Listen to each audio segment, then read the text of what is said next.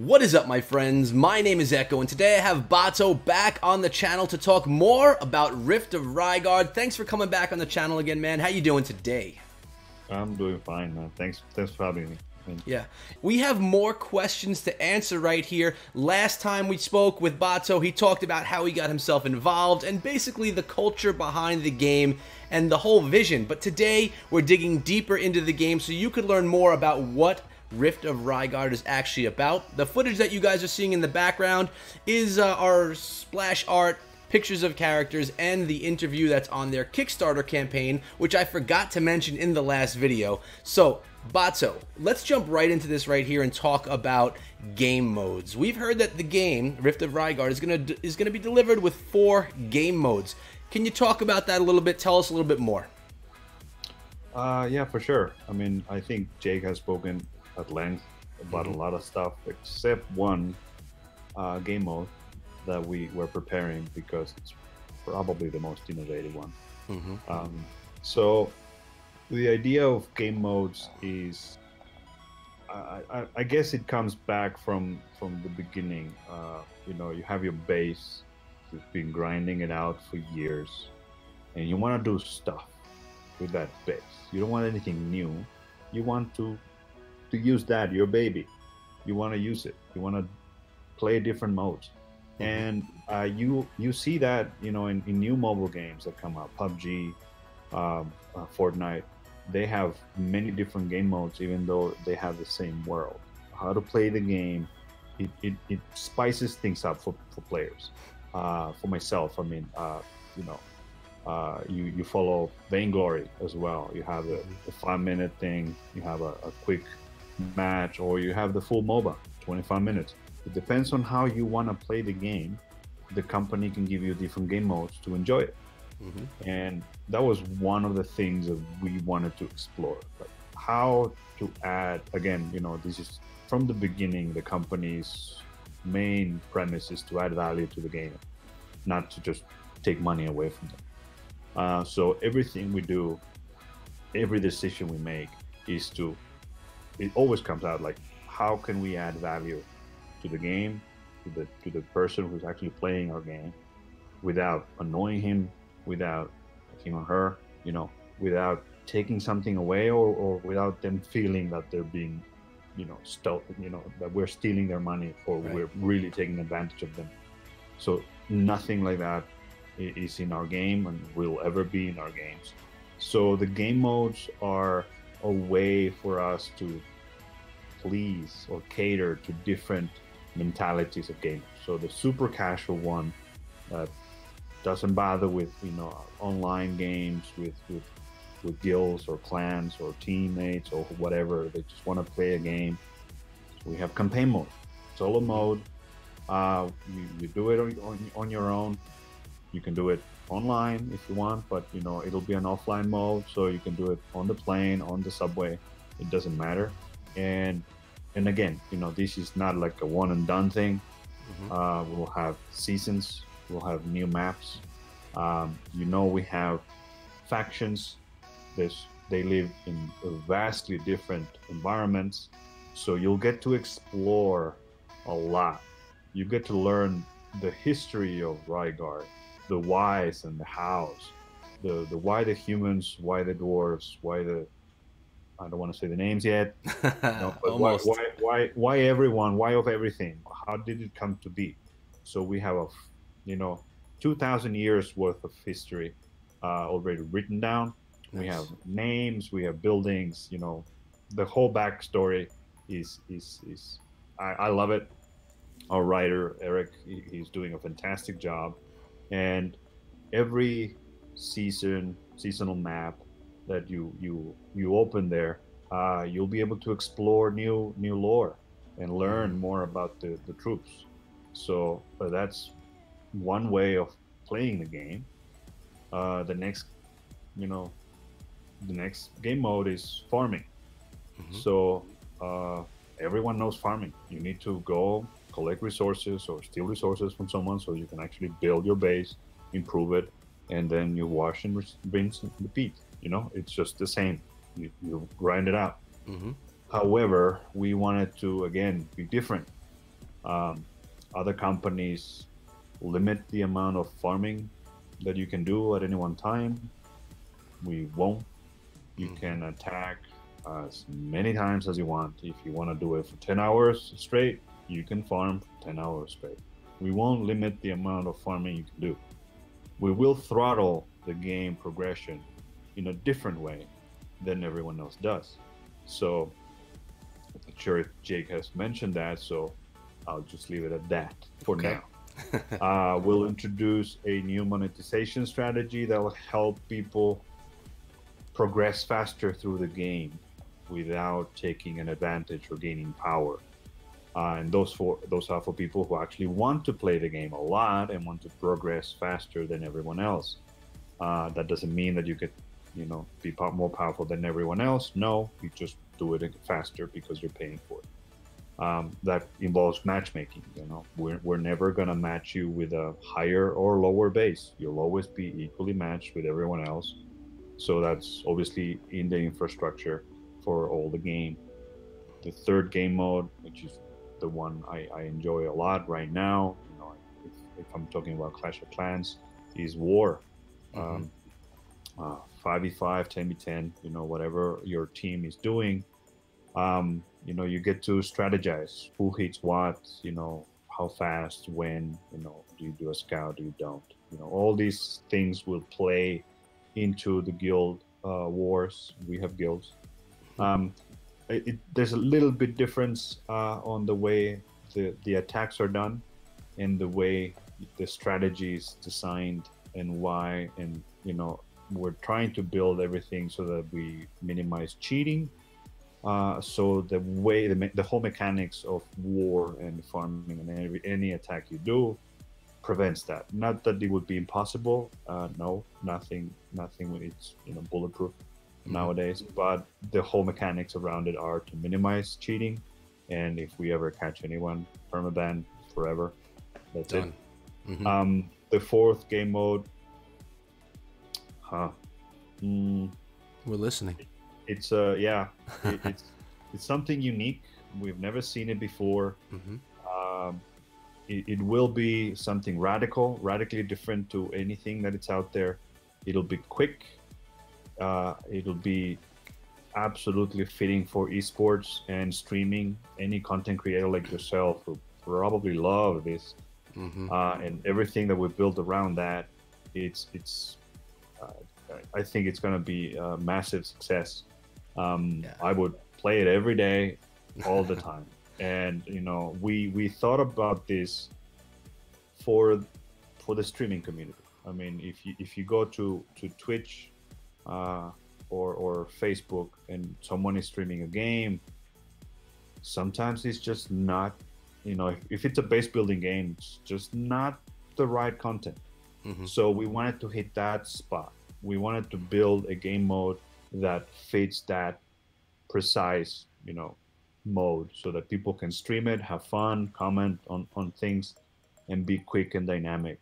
You see Fortnite, you see PUBG being streamed, and you have these small games, small matches that 25 minutes, 30 minutes. That's exactly the amount of time that we want to have that game mode to be. So, I'm super excited to have that out. Yeah, there's more game modes that we've thought about, but we won't have them at launch. But there's at least two more game modes that we're definitely going to be working on, and we're going to try to innovate as much as we can. So there's no telling how many game modes more we will develop. Fair enough, man. And I do know about that fourth game mode because we spoke about it before. Obviously, the information has not been released yet, but I will guarantee you guys that it's going to be something brand new and super exciting, and even more exciting for people like myself who create content. So we'll hold that for another day, but it's really something that you guys are going to enjoy. So with that being said, it can transition right into esports. Where do you see Rift of Raigard falling in the esports scene, which is basically what all mobile games are trying to get into? I shouldn't say all. Many mobile games are trying to break into this scene. From what I know, your game is built for this. Correct. We took a long, hard look into esports, and we wanted to create something that fits. I know from the base building games and the community, the war community. I mean, CWL came along, community-driven effort. They've been doing their job the best they can with a game that it's not really suited for it. So we said, okay, so what can we do to make base building into an esport? And I think that I've seen people streaming Skyrim and all the others. So even the campaign mode can be and probably will be streamable, but not an esport part. It doesn't belong there. So we wanted to make at least 2 game modes that are esport specific. One is individual, another one is team. So we wanted to create an experience within the game, and this is within the game, that anyone around the world that is good enough to be number 1 will be number 1. It's not like an invitation only, or if you belong to an esports family and you get paid already to play the game. No, anyone in the world that is playing the game and has basic requirements met once the competition begins can participate in the competition worldwide. So both of those game modes will allow that, and we will have live finals at the end of the year. And that's from the get, we had that in mind. So everything we do will be to support that, and that doesn't mean that we'll get it right away. There might be things that the community says, like, hey, this needs to be changed because it fits better. Then we'll make those changes. But esports is definitely in our veins, and so far the base building strategic community is the older generation, and they haven't had a platform in which to shine, not really, and we'll provide that. So I think it's going to be an awesome experience, and I'm hoping to create an awesome event, probably in California, but we're not tied to it. We haven't even started yet. So wherever that live finals will be, esports is in our veins from the get. Yeah, and I know every content creator or wannabe content creator is going to be so excited to hear that, and the competitive gamers as well. It's just exciting, and it opens up a wide variety of possibilities, both for gamers and for people on Twitch, YouTube, Facebook, Mixer, and all those as well. So good job on that one. I'm really excited about it. And I want to remind everyone, before I forget, there is a Kickstarter campaign for DunRite Games and for Rift of Raigard. It's still going on right now. What I plan to do is leave a link in the description to the Kickstarter. And do you really briefly want to talk about some of the rewards that people can get? Because you don't just donate, you get things for your donations with Kickstarter. Well, like everything we do, we want to do it right. We want to do it right. So the rewards are, well, they're really, really good. At every level, you get a ton of value. Most of the Kickstarter campaigns that we've seen for games, you get some goodies. You don't get as good packages of what we're doing. So, from the get, people want unique names. If you donate $5, you get your own name. You go on from there. We're gonna do exclusive Kickstarter skins that will never be available in the future. So if you don't get that skin right now, you'll never get it unless someone in the future decides to sell a Kickstarter exclusive skin that they bought from the beginning. They might increase in value. So if you bought $50 or the $100 relic skin, in the future it might be worth $1,000. Who knows? The community will decide. So there are exclusive skins that we have 5 levels of exclusive skins that we will have. In addition, we'll allow people to reserve guild names, so no other guild in the world will be named like yours. And in addition to everything, every dollar you back us with, you'll get that amount of dollars back in in-game currency, in diamonds, which is our in-game currency of choice. So if you do $5, you get goodies plus $5 worth of diamonds. If you donate 1,000, you'll get all the goodies that you have with the 1,000 package plus $1,000 worth of diamonds. So you're actually, just as if you were to go in the game and purchase the in-game diamonds, you're getting that on top of your donation. So how do you pass that up, guys? Head on over to their Kickstarter. The link is in the description if you want to back them this early on. So, Bato, I have one more question for you before we close out for the day. And it doesn't have to be a long answer. It could just be a quick one if you want. But is there a DunRite future beyond Rift of Raigard? Absolutely.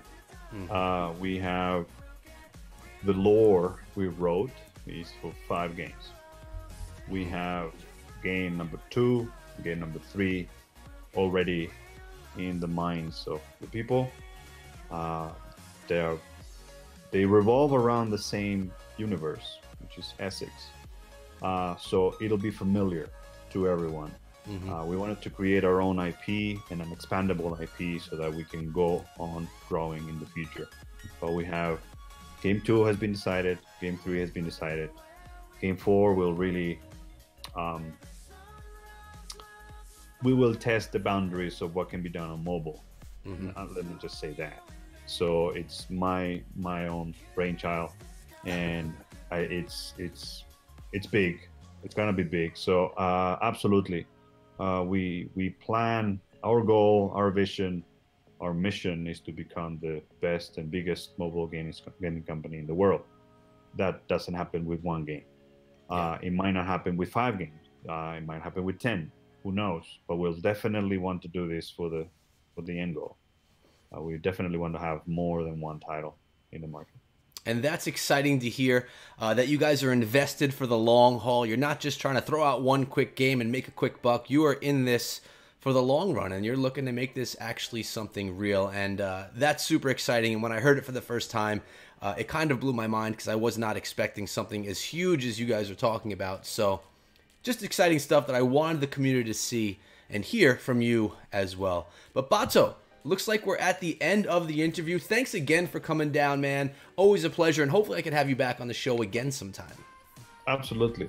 Let me know. You know, you have my direct contact, so you'll always have that. So.